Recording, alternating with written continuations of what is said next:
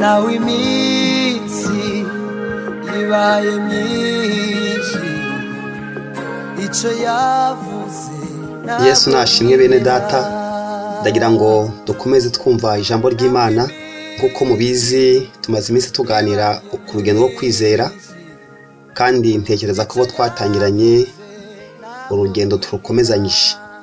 Ku munsi w'ejo washize twarebeye hamwe urugero rw'umuntu umwe twahisemo gufataho icyitegererezo cyo kwizera. Tureba uburyo ki umuntu ajya ava mu masezerano y'Imana kubera ibibazo ahuye nabyo, agafata icyemezo akajya gukemurira ikibazo cye. Mu cyemezo afata agahitamo kugwa. Twanzura ko nta mpamvu yo kugwa, kuko nubwo umuntu Imana yahura n'ingorane, ariko Imana ibizamugarukaho ikamugirira neza. Niho twasanze rero mu gitabo cya Rusi tuhasanga inkuru z'urugo rumwe, umugabo n'umugore n'abana babiri bahuye n'inzara ibasanga mu gihugu cy'amasezerano mu murwa aho bita Betelehemu, bisobanura inzu y'imitsima. Bahuye n'inzara, twasanze barafashe icyemezo cyo kutizera. Naho birivuga ngo umuntu utizera ntashobora kunezeza Imana kuko afata icyemezo kibi. Icyemezo bafashe rero twarakigaye, twari kumwe ejo twese turakigaya, kuko kimwe cyo ntibabajije Imana. Nuhura n'ingorane n'ibibazo, burya ahantu Imana yavugiye amasezerano haba hari Imana ibikinavuga. Mu ngorane zose umuntu anyuramo, Imana ibigifite cyo kuvuga. Aho kubaza Imana bafashe umwanzuro wo kujya Mowabu, kandi Mowabu bari baza amakuru yaho. Mu by'ukuri Mowabu hari ibiryo koko, nta masezerano bagira. Burya abanyabyaha n'abatizera n'abapagani bashobora kurya no kunywa batagira n'amasezerano, kuko impamvu ibyabo birangirira inaha. Ntawe ni mugabane bagira, ibyabo ni ino. Ariko abantu b'Imana dufite imigabane ibiri, uretse muri ubu buzima no mu buzima buzaza dufite amasezerano. Dushobora gutura ahantu rero tukabona ibibazo birahavutse, ariko ntibivuze ko ibibazo dufite ari ryo herezo, kuko biravuga ngo ibyago n'amakuba by'umukiranutsi ni byinshi, ariko imukiza muri byose. Urugo rero twasanze twarugeranya na Isiraheli mu gihe ajya guhura n'ibibazo n'ingorane, bamaze gushidikanya ku Mana, batakaje kwizera, nibwo bajyaga bafata umwanzuro wo kujya gushaka ibindi bigirwamana no kubyimika Imana bakayirukana. Dusanga kandi urugo rugereranywa n'itorero.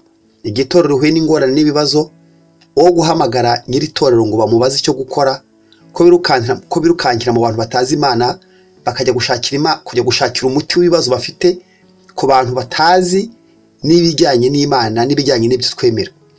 Dusanga kandi urugero rw'uru rugo rugereranywa n'umugore n'umugabo n'abana, aho twasanze umugore bisobanura itorero.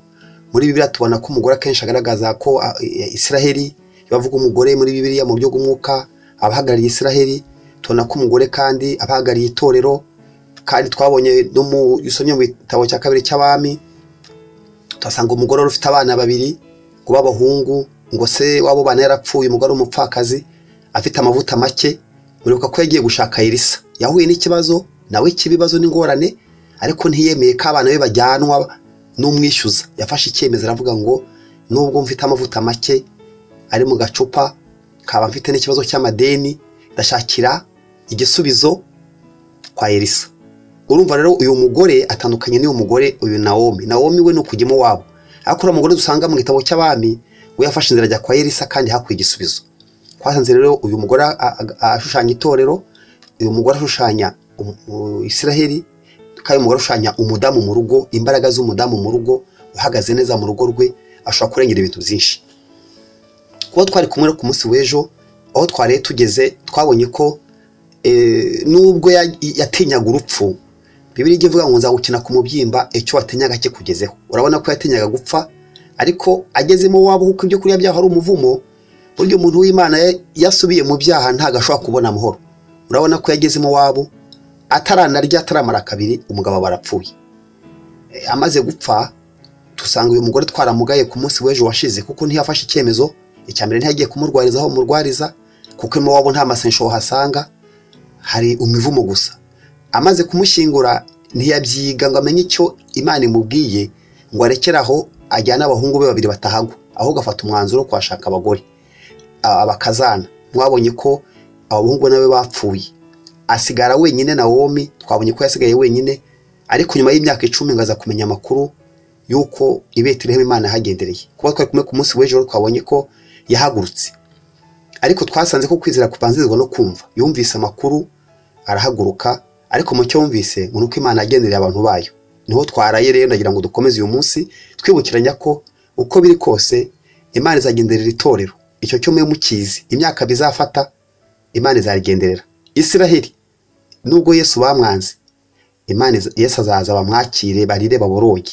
Kandi n'abadamu baza ubwenge bashobora kurengera ingo zabo. Kubera bava umugore w'ubwenge bubaka urugo, ariko umupfapfu bwarabwisengera. Reka mukanye dukomeze turebe Nawomi amaze guhaguruka n'abakazana be babiri, dukurikiza kwa kwizera twize. Turebe uko kwizera kumera iyo umuntu amaze kumva akizeza umutima akatura, uko birangira. Ni mukanye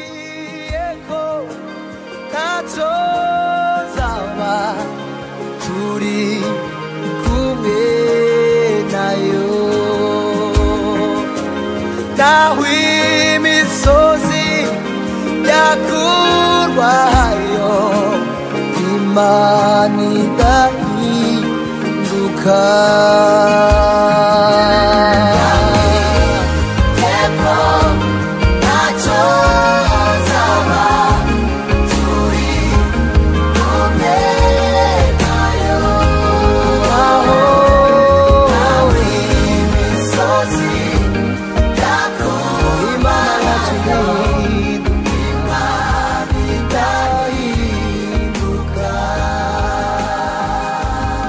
Bene data rero ndagira ngo dukomeze, ndagira ngo tukomezanye n'inkuru y'aba badamu batatu bamaze kumva inkuru bari mu kibaya cy'Imowabu, aho nabo bamaze gupfusha umugabo n'abakazana be bose n'abapfakazi.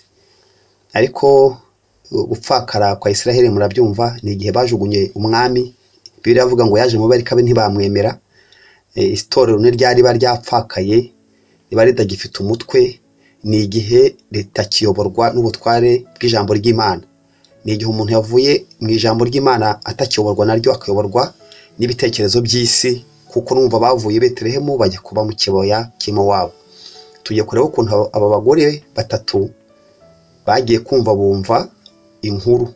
Mbibutse ko kwizera kubanzirizwa no kumva. Bumva inkuru kuko Imana yagendereye ubwoko bwayo. Aho nabibutsa ko mu nkuru bumvise nta muntu wapfuye azize inzara mu bari batuye Betelehemu. Barashonje nibyo, ariko nta wapfuye.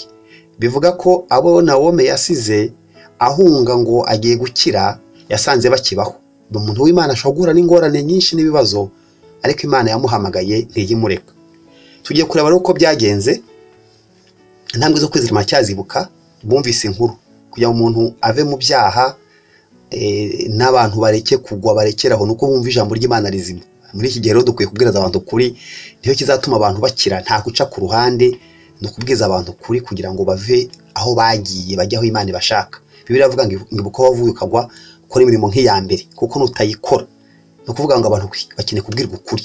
Ukuri kw'ijambo ry'Imana rero nuko tubona ko mu bice cya mbere umurongo waho wa 7 tugiye kubona yuko babagore baragarutse bataha bamaze kumva amakuru. Ariko nimureba murabona ko ari abagore batatu.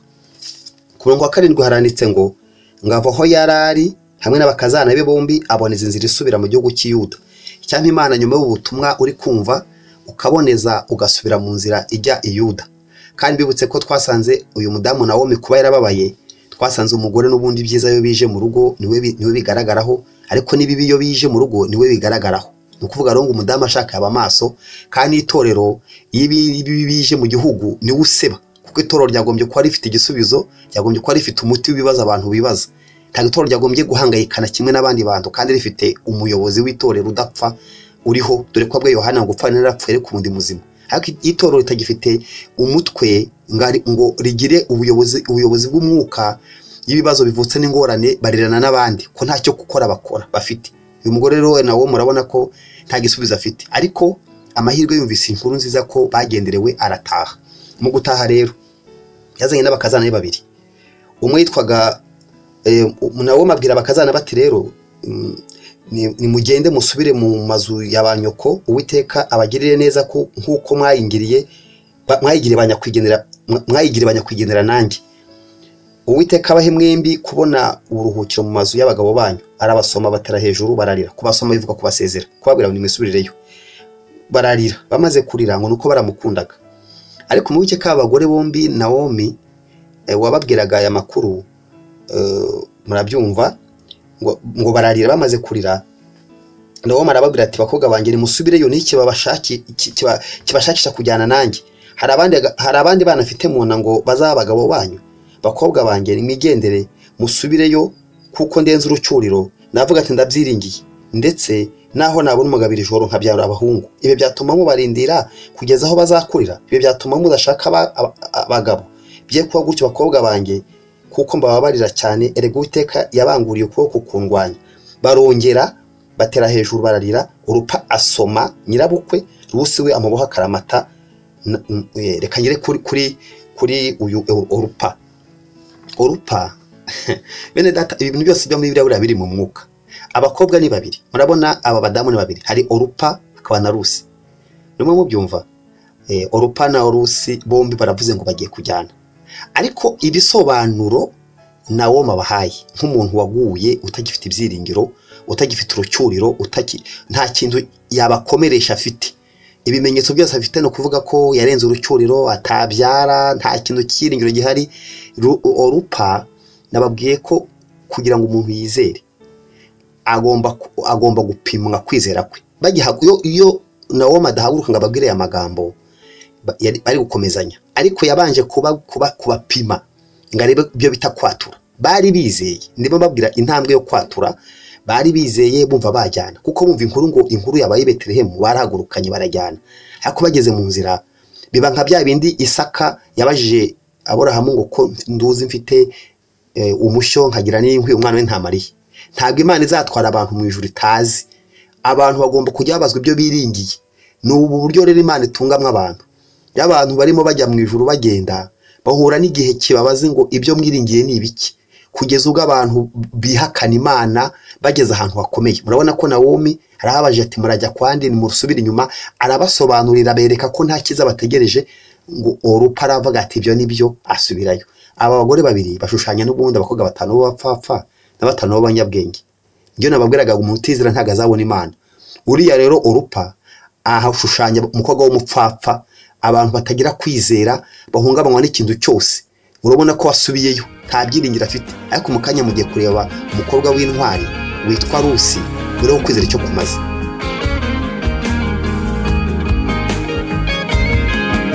Ibasha gukora ibiruta cyane ibyo twibwira, ibyo dutekereza. Ibasha gukora ibiruta cyane ibyo twibwira. Bene data, tugitangira nababwiye ko kugira ngo umuntu abashe kunesha nuko ibyo wizeye mu mutima ubihamya. Murabona ko guhamya kwa Orupa akubuze. Iyo utangiye kudahamya ibyo wemera, ubwo ubatangiye gutsindwa. Urabona ko bose batarapimwa ngo babaze ibyo bemera mu mutima, bari bavuze ngo bakurikiye nyirabukwe. Ariko nyirabukwe abasobanuriye urucantege rwose rushoboka, ntacyo byose arabibasobanurira. Ngaho kwizera kubera kwizera. Murabona Rusi rero, Rusi Orupa asoma nyirabukwe aravuga ati ibyo uvuze nibyo ndigendeye, nta byiringiro ngifite. Ariko murabona ko uwitwa Rusi we yaramubwi Rusi nawe nyirabukwe amaze kubona Orupa agiye yahise ahindukirira Rusi ngo batarejuru bararira ngo soma nyirabukwe. Rusi we ngo amubaha akaramata. Nawomi aramusubiza ati dore mukamugabo wanyu asubiye mu bwoko bwabo no ku Mana ye, nawe usubireyo ukurikire mukamugabo wanyu. Umva rero ikintu cyiza cyo guhamya ibyo wemera. Bene data, ndashaka kubabwira ko iyo umuntu ahamije ibyo yemera bivuye mu mutima n'akanwa ke, abageze ku ntambwe ya gatatu, kandi wigezeho ubuyenda kugera ku ntambwe ya kane. Dore uko Rusi yabyitwayemo. Rusi aramusubiza ati winginga kugusega no gusubirayo, ngo niho ukurikira, kuko aho uzajya ariho nzajya, kandi aho uzarara niho nzarara. Ubwoko bwawe nibwo buzaba ubwoko bwanjye, Imana yawe nizaba Imana yanjye. Uko ni uguhamya rero. ngibyo guhamya bundi bushya no kuvuga ngo muri mu mutima uba ufite ibyo uhamya ariko niba ngombwa ko umuntu akubajije ibintu wiringira wizera mu kazi aho utuye aho ugenda ibyo impamvu umeze uko ngukomeza ugomba kuba afite ibihamya kuko uzahura n'abakubaza n'abaguca intege bakubira ko ukizwa ntacyo bimaze urinjije warindagiye nta bwenge ugira bagusobanura ukuntu uri ikigoryi udasobanutse utari umunyamugi n'ukuntu usa neza bazakubwira byinshi ariko umva ukuntu Rusi yaravuze ngo winyinginga kugusiga no gusubirayo we gukomeza kunyinginga ntimugasubireyo niba babwira kugwa ntimuzembere aho uzagwa niho nzagwa kuko bwawe buzaba ubwoko bwanjye Imana yari izaba Imana yanjye aho uzagwa niho nzagwa bahampambe nayo ikintandukanye nawe atari urupfu Uwiteka azabimpore ndetse bikabije Bibiliya mvu umurongo ukuntu tubwiye ku murongo wa 18 ngabonye uko amaramaje kujyana nawe arorera kumubimubwira nuko bombi barajyana bagirana i Betelehemu bageze mu mudugudu bose ngabantu bahagarika imitima nabo bagore barabazanya bati uyu ni Nawomi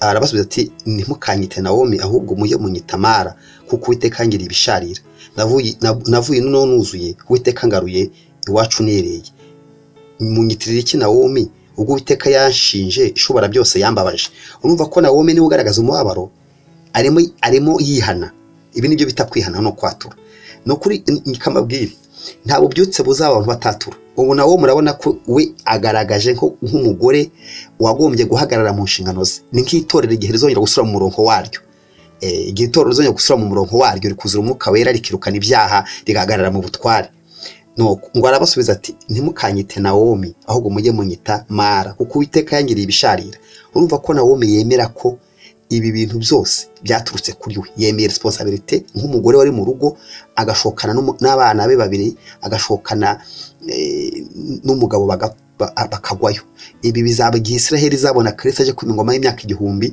ngo bazaboroga barire ngo muri byavuze ngo kandi bamucumise inkota n'amacumu ngo bazamurira babonye inkovu ize bazaboroga barire barebye inkovu zo mu biganza bye niko Israel izongera kurira nyuma y'imyaka Kristo aje kwima ingoma babonye Kristo agarutse ababwiza ukuri n'itorero ni kubigenda iyo mwuka wera aje ku bantu itorero yongeye kugendererwa n'Imana bene data icyama Imana ngongere tugenderere abantu bongere barire baboroge ngo nuko aravuga ngo navuye no nuzuye Uwiteka ngaruye iwacu nereye munyitire iki Nawomi Uwiteka yanshinje ishobora byose yarambabaje babwire bene data nubwo Nawomi akiri mu gihugu cy'amasezerano yari uw'igikundiro bikamabwire burya nubwo umuntu aba adafite ibintu bigaragara yuzuye umwuka wera afite ubuntu bw'Imana akijijwe aba ari uw'igikundiro ariko yukasima wabo nubwo haba hari ibiryo ubu muntu w'icyangiro ubu muntu washaririwe ndabinginga bene data kuko ubuntu bw'Imana n'imbabazi z'Imana ngo mwongere mwifuze kugira ibihe byiza by'Imana